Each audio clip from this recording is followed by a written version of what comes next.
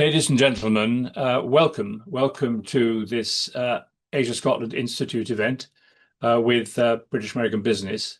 I'm delighted to be welcoming also Duncan Edwards, the Chief Executive of British American Business, as our speaker today.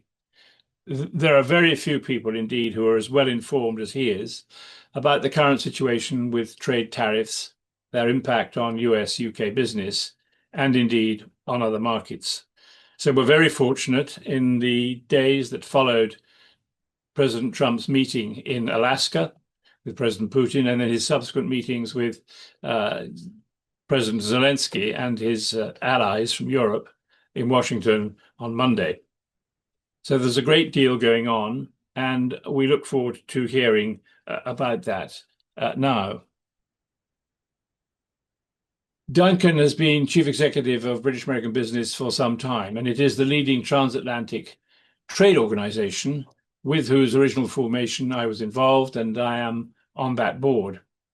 And it has some 450 companies with an ongoing mission to support policies which protect and enhance the environment for trade and investment in and between the USA and the UK. And he's a regular contributor to policy debates and is a frequent media commentator on US-UK relations, which is why we're so fortunate to have him with us today. Before this, Duncan actually spent over 30 years as a media executive in London and New York. And in his final role in media, he was president and CEO of Hearst International and a member of their board of directors. And whilst there, he also traveled extensively in Asia, and so has a view on some of the Asian markets as well. So Duncan, what I'd love you to do is talk to us for 10 to 15 minutes about your views on the topic to hand, and then we will field questions from participants on this call and look to you and to them for answers. So without more ado, many thanks, and over to you.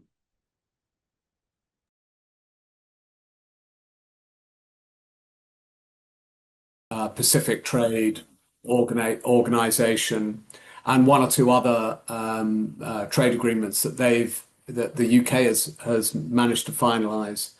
But the US is very clearly seeking a reordering of the trade settlement of the last few decades, and certainly of the international trade environment since the Uruguay round of GATT, which formed the WTO.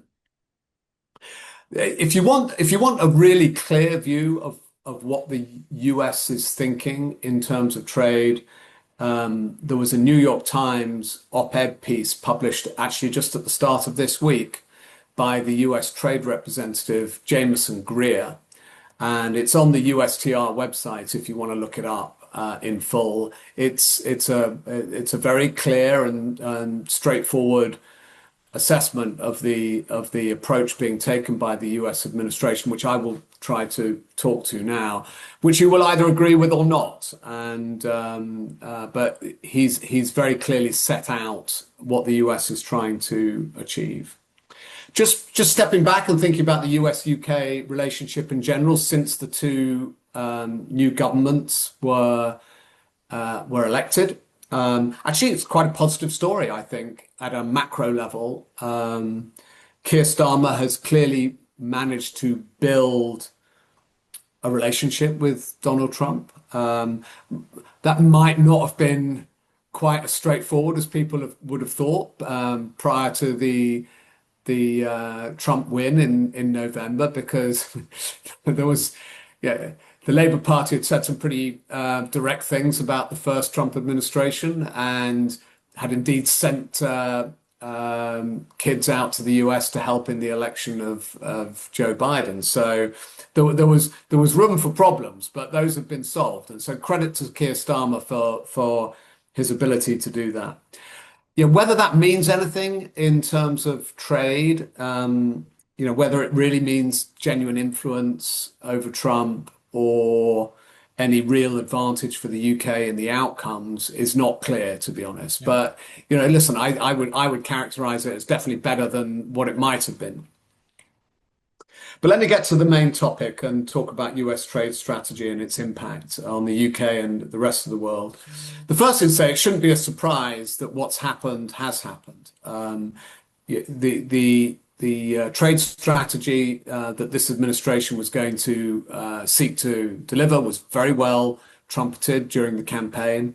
In fact, it's an issue that Trump himself has been actively talking about for 30 years or more. And it's a continuation of the themes of the first Trump administration, but just with a lot more urgency. I think there's definitely a realization in this administration that you have 4 years, maybe not even that. You have 2 years where you control the House and the Senate and you can get real stuff done. What are they trying to achieve? And I will try to speak for them. It's not necessarily our position at BAB, but I think what they're trying to achieve falls into sort of multiple categories, sometimes conflicting. But broadly, I think I've analyzed there are basically 5 things that the administration is trying to get. First, they want to encourage companies that want to sell to American people to produce in America. So they want to increase the amount of economic activity that happens inside the US, the result of which is sold to Americans. And that's goods and services. Second, they want to reduce the barriers to US-made goods that exist overseas. And these are both financial and crucially non-financial barriers. Thirdly, they want to reduce or eliminate the trade deficit, so the imbalance, which is the largest in the world between imports and exports that the US has. Fourthly, they want to reduce reliance on overseas production for critical goods that they judge to be of national economic security importance. So, and there are lots of these, but steel is a good example. That was also targeted in the first Trump administration. So the US had almost lost all of its steel-making capacity, and that was deemed, and I think probably rightly, a matter of importance from a national security perspective. If you test these issues at the extreme, and you're at war and you can't make steel, it's a problem. In fact, the UK is just going through exactly the same soul-searching argument as it was in danger of losing its last raw steel-making facility in Lincolnshire. So critical goods, so steel, chips, medicines, most of which are imported. US, again, if there was a war, US can't make antibiotics or analgesics at the moment. So these are all national security economic issues. And the fifth objective is to raise money, to have another source of income in the exchequer. As Trump famously said, the external revenue service to sit alongside the internal revenue service. So that's, I think, what the US is trying to achieve. So what's actually happened since the election?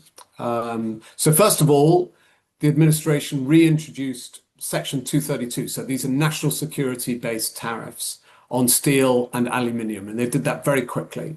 So steel coming from the UK and from everywhere around the world was subject to a tariff. And this is really about providing protection to allow the US steel industry to exist and to re-establish itself.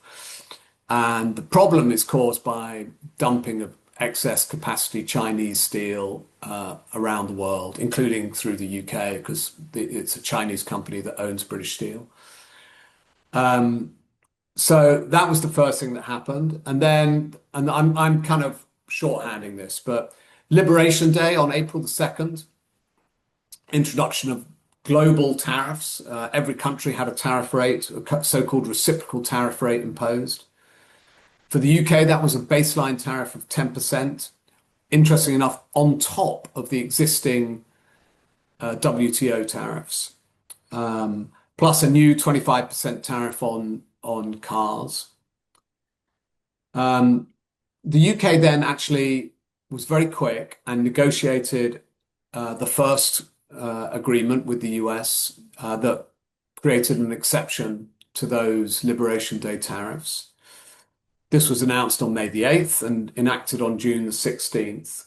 And the basic summary of what's happened with that agreement in terms of tariffs is that UK exporters are now subject to a base tariff of 10%, majority of exporters, so that hasn't gone away, on top of the existing WTO tariffs. Cars have a quota of 100,000 units a year at 10%. Anything above that will be taxed at 25% plus the existing 2.5%, so 27.5%. Steel remains at 25%. Interesting enough, most other markets that has increased to 50%, but the UK got an exemption for that. So UK steel exports to the US are 25%. And there's a bunch of other things, but those are the most important things in the agreement so far. When that announcement was made, it was presented as a bit of a win for the UK. I think that's a bit of an exaggeration, if I'm honest. It's certainly debatable. Certainly, UK exporters are worse off than they were 6 months ago. You know, on average, they were paying a 2 to 4% tariff, depending upon the product category, and now they're paying a 12 to 14% tariff, basically. But they're definitely better off than they would have been without the agreement, because it would have been higher still, particularly if you're Jaguar Land Rover or Mini or Aston Martin. The EU, for example, has now negotiated a 15% tariff rate as its baseline. But interesting enough, that's inclusive of the WTO tariffs, whereas the UK 10% is exclusive of that. They stack. So the marginal difference between the UK and the EU is very, very small, and in some cases the UK is actually worse off. There was a wider part of the agreement. It's called the Economic Prosperity Deal that was negotiated. And there are a lot of things in that agreement which are very encouraging, but they're all yet to be negotiated. So the big prize for the UK is still yet to come. But in that Economic Prosperity Deal is contemplated agreements on digital trade, e-commerce, further reduction in tariffs, further market access liberalization. But there's also some potential gremlins as well, because the US is also looking at new national security tariffs on pharmaceutical goods, for example, which would be a problem for the UK, massive problem for Republic of Ireland, and places like Switzerland and so on. Which are huge makers of drugs. There's a lot else besides in that Economic Prosperity Deal, but as I say, that's all for the future. And we are a little bit skeptical as to when the UK and the US will find the time to actually grapple with those complicated issues that are in the Economic Prosperity Deal. It feels a little bit like Trump thinks the deal with the UK is done. He's done that, so it's finished. So the trying to get people who are responsible for this in the administration to get agreement from Trump that there's more still to be done is very difficult. Just before I open up to questions, I suppose the big question is it going to work? Will this strategy that the US has embarked on going to work on the basis of those 5 objectives which I talked about? And the truth is, it's really too early to tell. I suppose what is true is that countries around the world have agreed to these new terms, and they didn't retaliate. They didn't respond with extra 10%, 15% tariffs of their own. So in the sense of imposing tariffs unilaterally and breaking with the sort of convention of the WTO, that has worked, for better or worse. There have also been commitments made, the EU, China, the EU, Japan, Korea, to make sovereign investments into the US. Very large promises. Whether those turn into anything or not, there is some skepticism around. And everywhere is agreeing to review the non-tariff barriers, so regulatory barriers that prevent US products being sold in those overseas markets, which are very, very real, and really the target of the US administration to get those eliminated. Then there's a question about the legal basis of these tariffs. So I talked about Section 232, so that's national security. Then a lot of the other tariffs have been introduced under a bill called IEEPA, IEEPA, Economic Emergency Powers Act. And this is being challenged in the courts right now. And a lot of people think that they will be deemed to have been illegal. At which point the administration will appeal, of course, and this will go to the Supreme Court. But there are other potential statutes that the administration could use. I don't expect these to go away, to be honest. I think these are here. Then does it raise revenue? Well, the revenue being raised is very, very significant.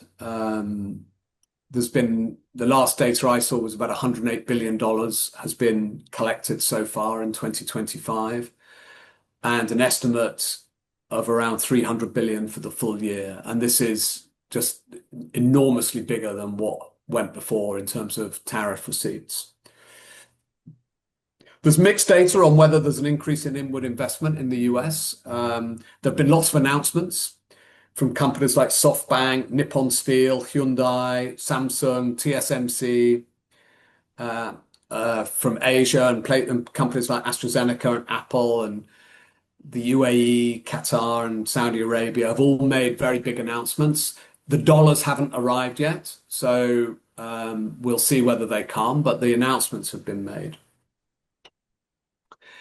There's plenty else to talk about in the first 200 days of the Trump administration, and which I'm happy to do on kind of geopolitics and the international environment.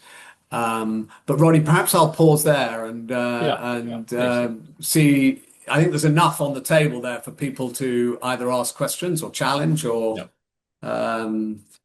yeah. I raised this with you before we started, and that's the question of who actually does pay. There's obviously a view that it's the end customer who pays, and in the run up to Christmas, and the holiday season, that's going to become quite a topic of conversation. Yeah. You don't think it is necessarily the end customer only who pays? Perhaps could you comment on that? Yeah, I'm happy to do that. Yeah, so certainly the conventional economist's view is that the tariffs, it's black and white. The tariffs are a tax on the importing country, and the consumers pay that.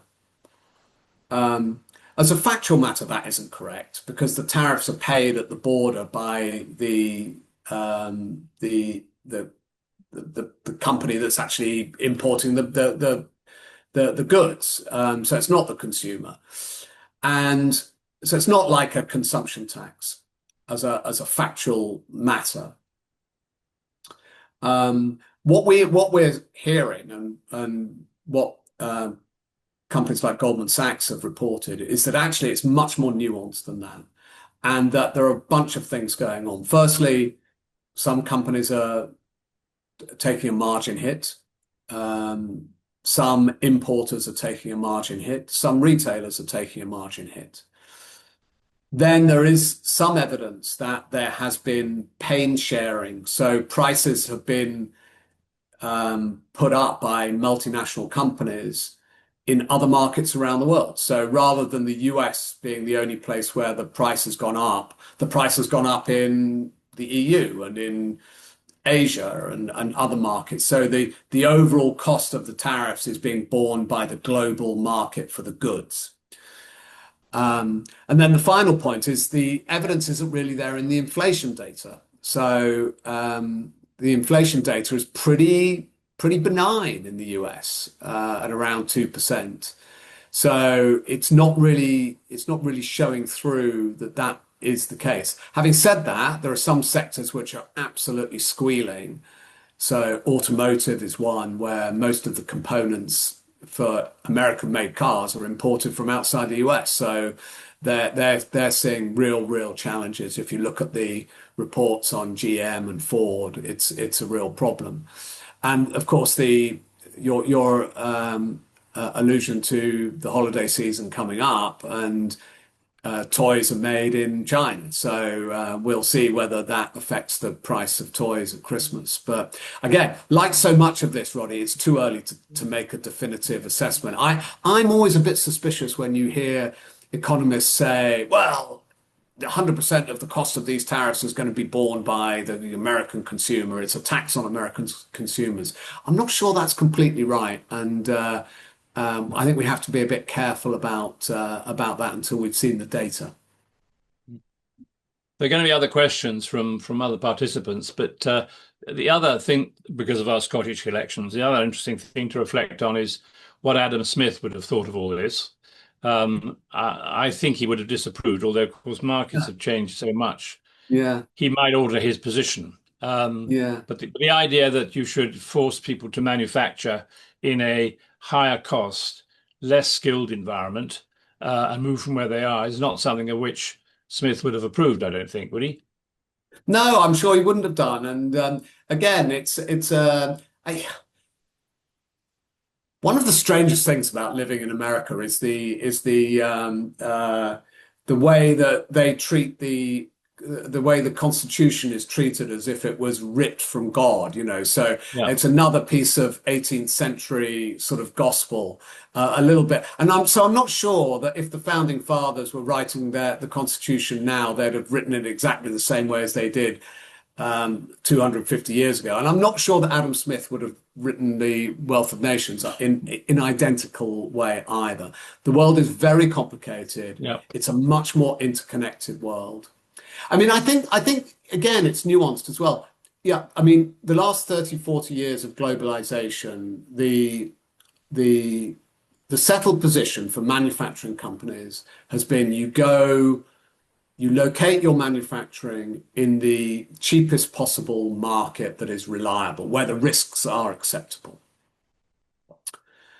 And yeah, so that's been China's strategy really, and yeah, and that region. So yeah, Bangladesh for textiles and so on, Philippines for call centers and so on.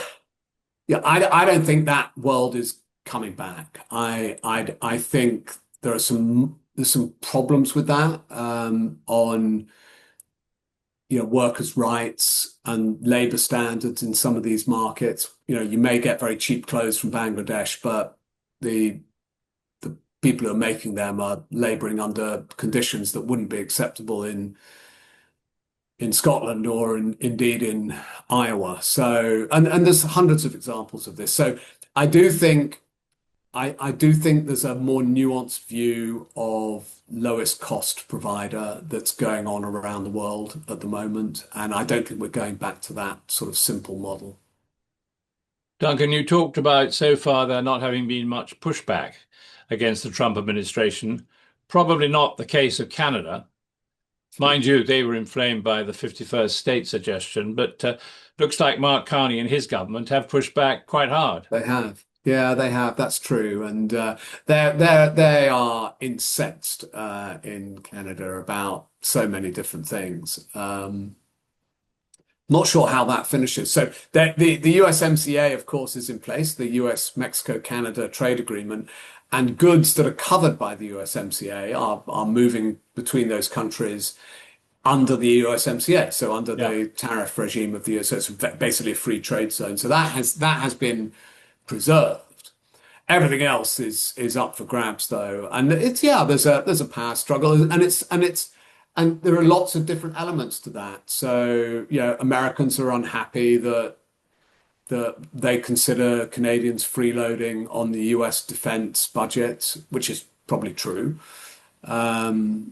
I honestly don't know the truth about the fentanyl problem. I've got no idea how true that is or isn't.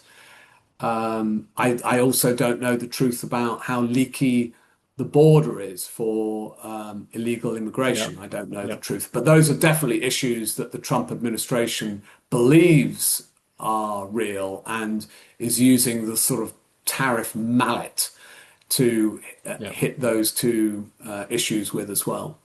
Well, of course, they say that fentanyl coming over the southern border from Mexico is very significant, or was, I whereas believe from that's true. Yeah. Canada, And it's also, really, interesting, really, little known change, little covered change of a couple of weeks ago. So the US has had a regime whereby packages worth under $800 have been able to come into the US without customs checks or tariffs being charged on them. So the de yeah, minimis value exception. So what's happened over the last few years during and since COVID is the value and volume of these packages has exploded like yeah, tens of times. yeah, And these are mainly cheap goods from China, from Temu and Shein and these kind of companies.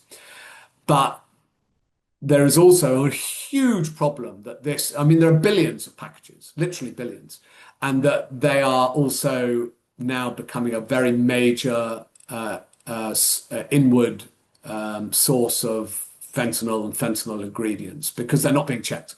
You just self-declare value $400 and it goes through. So that de minimis has been stopped.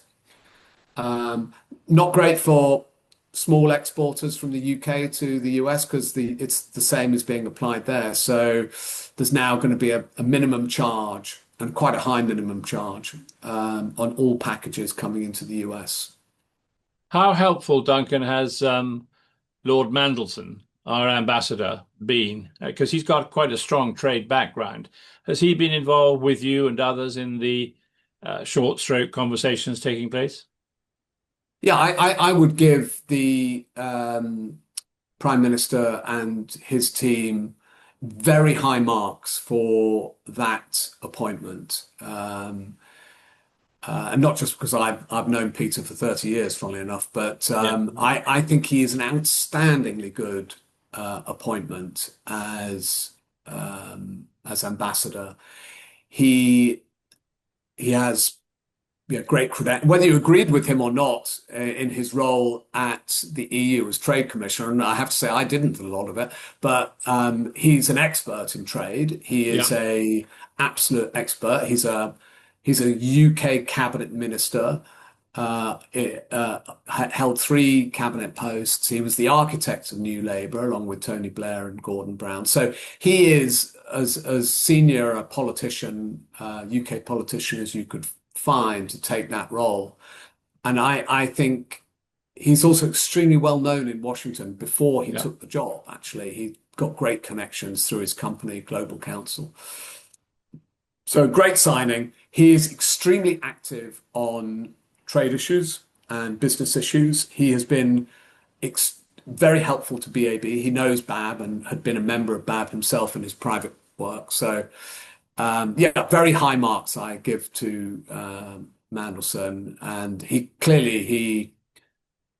is completely across all of these issues. It was interesting in the meeting with Zelensky on Monday or whenever it was, Tuesday. If you look at the photograph, you've got around the big photographs, you've got Peter sitting against the wall behind Keir Starmer as well. So Oh, he's yeah, in all the important meetings. yeah, yeah.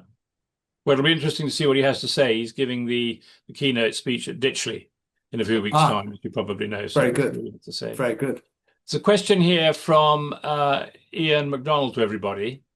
Ian says, is the money raised from tariffs likely to be used for day-to-day spending in light of the passing of the Great Beautiful Bill rather than paying down US debt? Well, I mean,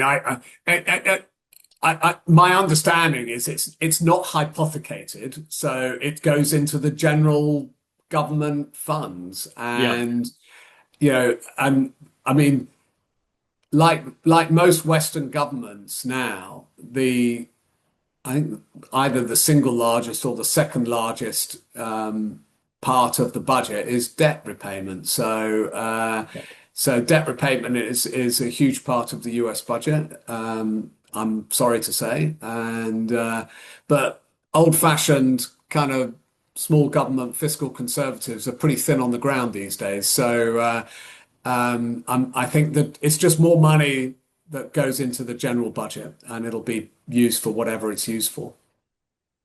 I know BAB's focus is very much on US UK trade, but will one of the ramifications of this be that China could benefit by other markets trying to get closer to them, whether or not tariffs in the same way? Do you see a shifting there?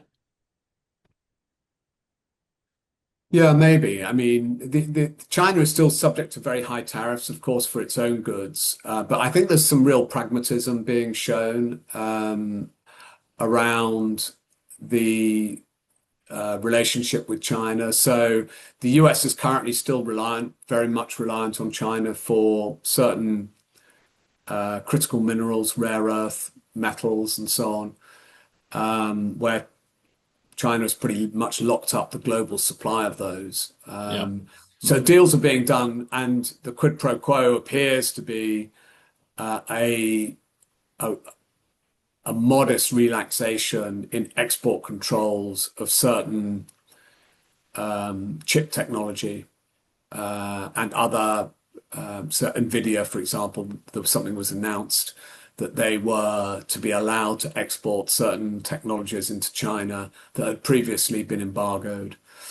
So I think there's a bit of a dance going on there between the US and China on the sort of big picture. By the way, it's pretty much a bipartisan view in the US that some protection against Chinese companies is needed for the car sector, for other critical sectors, steel, shipbuilding, these kind of things. Against China never really followed the rules of the WTO after they joined it, so there was a lot of government subsidy and forced joint ventures and forced technology transfer in China that was very, very anti, the Western view of how you do things, so the sort of fair play and so on. So, and abiding by the rules. So there's not many people who are in the US who are saying, actually, we've got it all wrong. We should have open markets to China. We should let China sell us anything they want and without any. Not many people are advocating that. I don't know anyone who's advocating that. So whether that leads to opportunities around the rest of the world, I don't know. The Belt and Road Initiative was clearly part of that, using Chinese yuan to invest in infrastructure around the world in return for the relationship that gave them. I mean, I think there's been some good and bad about that because it's ended up with a lot of countries that can't repay the debts that they owe China. I was very pleased that the UK joined the CPTPP, which is the Pacific Trade Agreement, Pacific Nations Trade Agreement. I wish the US would join that. I don't think there's any chance of that, but I wish they would. I think that locks the UK into a good trade. It's not quite a free trade area, but it's pretty good. Yeah. And I think that keeps China at bay a little bit in the Pacific region. I don't know what do people think. I mean, I think it is if you're making cars that can be sold for electric vehicles that can be sold, good quality electric vehicles that can be sold for 15,000 euros, $20,000 in the US. If you don't have some sort of protection against that, you have no car industry anymore. And now you may think it doesn't matter, but I think as a political matter, it's extremely challenging. And so the EU has imposed tariffs on Chinese electric vehicles. The US has imposed tariffs and a lot of other rules around getting around that. You can't just import the components to Mexico and then assemble the EV in Mexico and call it a Mexican-made car. The UK hasn't, interesting enough. So I think the UK has a recent history of trying to kind of ride two horses when it comes to China and the US, and Yeah.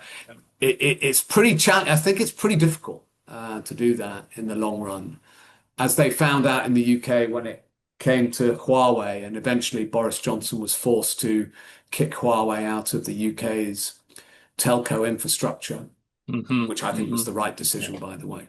So, Duncan, at the Asia Scotland Institute, we've had a lot of interest in doing more with India, partly because of fairly significant Indian investment in the UK, not obviously to the same extent as US investment, but a lot of people asking questions about what the free trade agreement with India, which has been slow coming, but appears now to be there.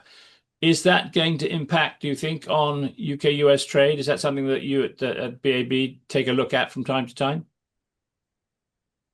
I think certainly I think certainly let me start with what the US thinks about about India. I mean, India is one of the most closed and highly protected economies, in the world. I mean, as a major economy, it's been incredibly difficult and expensive for foreign companies to do business in India. And anyone who's done it there are currency controls, there are forced joint ventures, it's very highly regulated that restricts non-Indian companies from, and I understand that. That's how America started all its great industries in the 19th century behind a very, very strict tariff wall.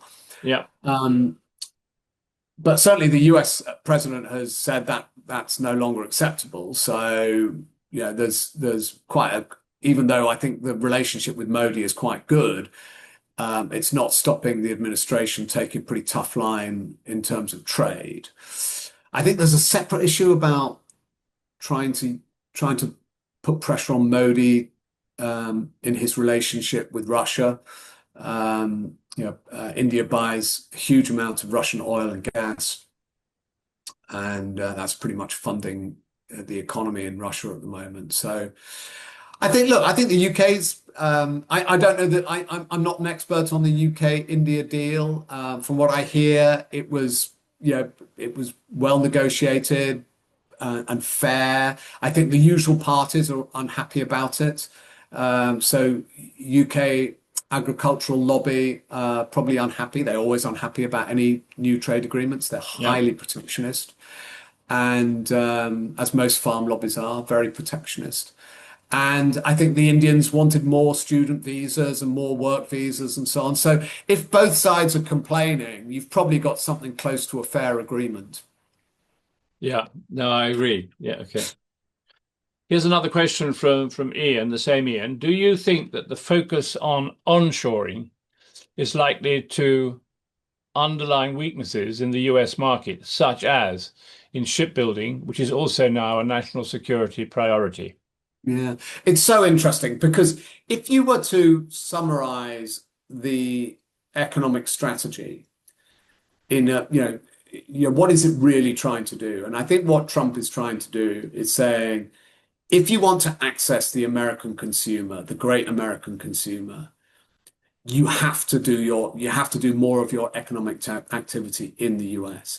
Yeah. And that's that. So he's using tax as an incentive to do that, tariffs as an incentive or a disincentive not to do that, and regulation and so on and so forth. But it's all designed to get companies to locate more of their economic activity in the US.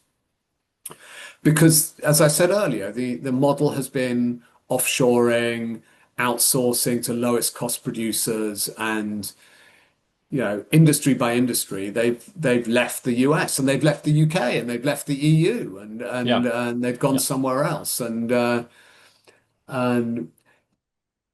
the margin, that's meant that we can all buy slightly cheaper refrigerators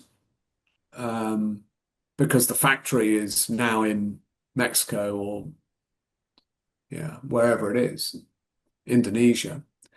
Yes. So on the margin, we all benefit. But if your town was the town that had the fridge factory in it, and it probably didn't work out very well for your town. And I think that sort of retail, traditionally left-wing politics, has been captured pretty well by this administration. Certainly in the campaign, that was what time after time said we want to bring the factory back to this town.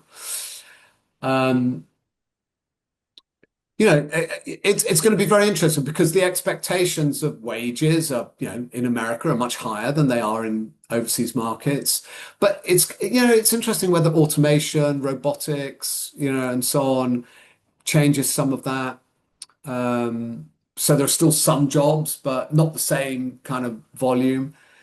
Shipbuilding, you're going to have to start again in a lot of ways. But they're definitely talking about, trying to bring major leagues shipbuilding back to the US, and they're talking about reestablishing. I think there's some rule that if you want to trade in American ports, you've got to have ships that are made in America. I'm sort of half remembering this kind of statute. So some carrots and sticks to try and encourage shipbuilding back into the US. What we'd like to see, if I'm honest, is instead of it being black and white, so you either make it in the US or you're the enemy, that this concept of friendshoring or ally shoring needs, Yeah. if we could put some meat on those bones, that would be very helpful. So, allies like the UK, like Canada, frankly, where is there a way of making agreements where firms get better treatment if they locate their manufacturing in those markets than they would do if they were locating their manufacturing in China or Bangladesh? It's very difficult. Writing those agreements is hard, but Yeah, we'd certainly like to see that. absolutely. Absolutely. Do you, we're sort of getting towards the end of our time now, but do you see, I don't think, no tariffs have at the moment yet been applied to Russia, interestingly, I don't think. And so do you see trade tariffs being used in some way as a weapon or instrument to deal with the Ukraine war? I mean, other than the imposition of tariffs on India for buying Russian oil? I'm just thinking, I think there are tariffs on Russian. Oh, there. Okay. Okay. Yes, I think there's also a lot.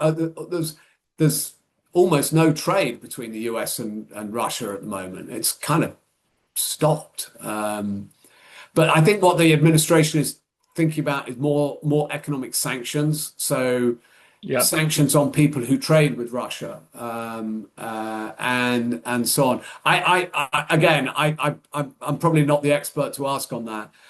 It'd be very interesting to see after this last weekend and the meetings on Friday and on Monday, quite what happens next, because you get the sense that certainly Trump has expended a lot of political capital in the last few days.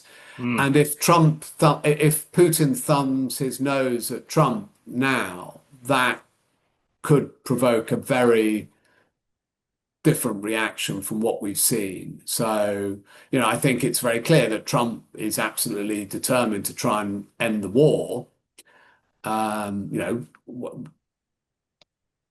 Whether it's because he wants a Nobel Peace Prize, as people report, or whatever. But in the end, I think most people would agree that stopping the war would be a good thing. But whether he then, if this negotiation doesn't work, either Zelensky rejects it or Trump or Putin rejects it, whether we see a much more robust response. I think we'll either see a very, very robust response, or we'll just see a washing their hands of the issue and saying it's somebody else's problem and Well, that's walking away. that expression's been created, taco. Trump always chickens out, which may not be very fair, but he doesn't like it if he doesn't get his way. Well, I think that's true. Not many of us do, but if you don't get your way, you either walk away or you go very, very aggressive with. I don't think you're going to see boots on the ground or anything like that, but um, very, very aggressive economic sanctions against Russia. I mean, I think the average American citizen would probably support just walking away. I know those in Europe probably would find that quite alarming, but I don't think I think it's quite hard to persuade a regular taxpayer in Nebraska that their tax dollars are well spent on supporting a war in Ukraine. I think it's very difficult to persuade them of that. So completely walking away probably wouldn't be certainly in the US wouldn't come at a huge political cost. It might internationally, but not in the US. Yeah, yeah, yeah. I've been struggling to think of the white goods company in the States that's so substantial, Whirlpool. I don't know how this is affecting them. I'll have to have a look and see. But some of the prices, stock prices, are clearly affected by what's going on. Yeah, I mean the markets have been interesting, haven't they? I mean they've Yeah, been pretty up and down over the. Oh my God! I mean, what a roller coaster. A lot of people bought the Trump bump, and it was there. And then after Liberation Day, the markets really dropped down again, back to about the level at the election, and now they're back booming again. So it's super interesting, and there was a lot of speculation as well about dollar weakness, but I just think that's just fanciful. I mean, the dollar remains extremely strong. When I came to the States to live full time in 2009, I for my pound I could get $1.85. Now that's yeah, weak. $1.30 is still seems pretty strong to me. $1.30, $1.35 seems pretty damn strong. So yeah. I don't think the dollar is at all weak at the moment. No, no. Here's another question from Ronaldo. Distinctive products, GI as he calls them, cannot be onshored to the US for manufacturing. What's the probability of carve-outs for these products in trade deals? Or is the intention to incentivize US consumers to change their consumption patterns completely? Oh, so this is geographical indicators, isn't it? Yes. So Yeah. this is one of those. I probably take a different view from some people. I think it's all protectionism, basically, and you know, why American cheddar can't be called cheddar in the UK? I have no idea. Can anybody explain that to me? I Yeah. just don't understand. I think it's just protectionism for. Uh, So I don't know. I would like to clear all that away, and people can call anything they like, and including you could have American champagne and nice British champagne rather than British sparkling wine. There's incredibly good feta made in Wisconsin, for example, here, but of course you can't call it feta. No. It's a scam by the EU, in my view, and needs to be challenged. But that's everyone settled on that as the agreement in the WTO. It's a very interesting point, actually. I'll just sort of make a broader point that the WTO itself has been completely invisible in the last 6 months and has become effectively an irrelevant organization. And these supranational organizations only exist if countries that pay for them want them to exist. And it's certainly the case that the current WTO has kind of run its course. It's had no involvement in any of the international trade discussions. It's had no influence on stopping or moderating the approach made by the US administration. And so it needs a complete rethink. Yeah. If the world's countries want a international body to monitor, police, adjudicate on trade issues, they're going to have to start with a clean piece of paper and Yeah. create a new a new organization because the WTO has completely lost any credibility that it had. Well, it may be like one or two other transnational organizations that were formed when they were, which have Yeah. outlived their usefulness and need to be redesigned, really, in view of what's Americans are happened. pretty skeptical about those, as you know, Roddy. Americans are Yeah, pretty skeptical about, America isn't a member of the International Criminal Court and things like that. They don't like the idea of a sovereign court above the Supreme Court. I mean, true. it's just unthinkable that Yeah. the Supreme Court of the United States would be overruled by a foreign court. Yeah, other countries are more happy with that, and but in the US, certain parts of the UN are not very popular, and certainly the US has left the WHO as well, and one or two other organizations. So Organizations which, to function, need support from, of course, well, the the US was well. It's interesting though. Usually, the US is the largest funder of the. yeah, But often it seems the public utterances of those organizations are not always very pro-American. Let's put it like no, that.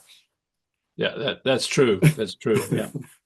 And the other thing, of course, really to start concluding, is USAID and the cutting of that and the suffering that's resulted from that.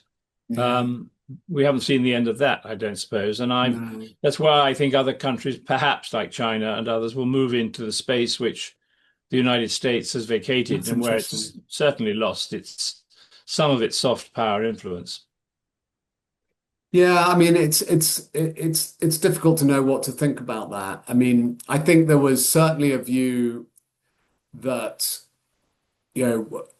again, talking about your average taxpayer in Nebraska, Yeah, were they supportive of the programs that USAID was funding? And some maybe yes, some definitely no. hmm, And I think there had been a politicization of some of these organizations to support certain causes. I mean, and that's clearly the case. And again, different people will have different views about whether those causes were worth supporting.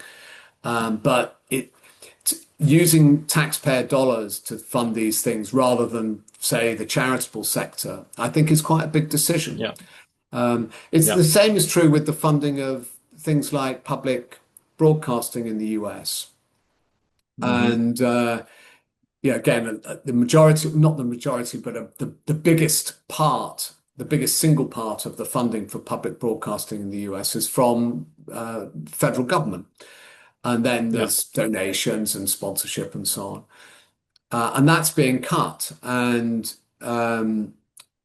again, I used to work in the media business, so I struggle to be sympathetic with the public broadcasters because you're getting taxpayer dollars, is an advantage against the commercial sector, and they're politicized and they're quite political as well. So they do have political points of view. So again, it's quite difficult to say if we're going to use tax dollars to support public broadcasting rather than, hey, it's a free market. You choose which broadcasters you want to buy and which ones you don't want to buy. So, which is more the traditional American way, maybe. So, Well, yeah, yeah, yeah.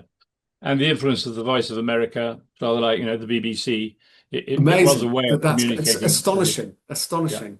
yeah, It is astonishing. I that was that I did an absolute double take when I read the Voice of America, the iconic Voice of America, and the role it had, you know, during the Cold War. Um, I suppose, everything has its moment, doesn't it? I suppose, and yeah. if future administrations feel there's a need for that, and that it would be supported by US taxpayers, they can refund it. Yeah. Well, we certainly live in challenging times, and It's as interesting.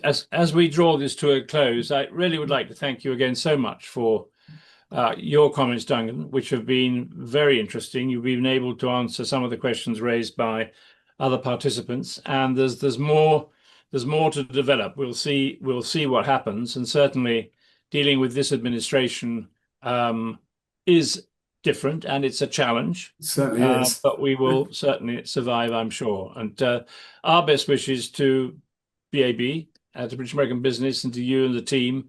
And we look forward to hearing your announcement that's coming up soon, your report in the annual report, where we will read much more. So thank you for that. And thanks to our members who've been on this call, and if not on this call, we'll pick up the recording on YouTube for their support, enabling us to go on doing things which are essentially to open people's eyes to international markets in Scotland and to build bridges into Asia, where the Scots had such an influence historically, and from Asia back into Scotland and the UK. So many thanks. Real pleasure. Thank you very much for asking me, Roddy.